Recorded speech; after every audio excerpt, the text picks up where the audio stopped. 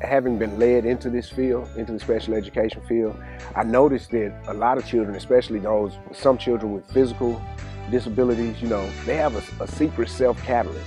It's like they work harder because they know that they're up against harder odds, And you're right, after I went through what I went through, it's like every time I walk, I do it for students that won't be able to get up out of their wheelchair and walk, but would love to, would love to be able to walk with a cane, or would love to be able to be on a walker instead of being bound to that wheelchair. So every step I take, I do it for them.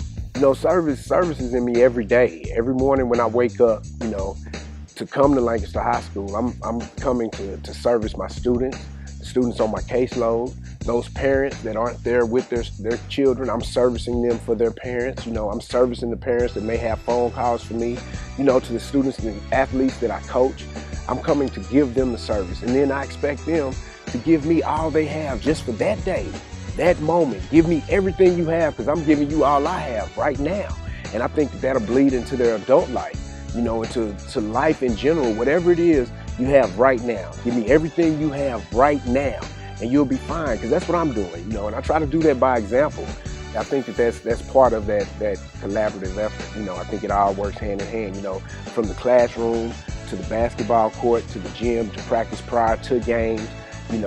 They see that it's a struggle for me to just get around in practice and up and down the sideline. So I think that they see that I'm giving everything that I have, so they give me everything that they have. To the person that's not motivated to serve, I'd ask them to take themselves out of the equation. Make it bigger than just themselves. The service that they could provide, you'd be surprised at some of the smallest things that you could do that can alter a child's life and a child's path in education. And so my thing is, don't let it be about you. Let the motivation be about the students, or about your classes, or about your teams. Let it be about them. And I think that'll give you motivation, because the direct byproduct of that is success. And once you start seeing those successes, no matter how small they are, you'll feel more motivated about your service.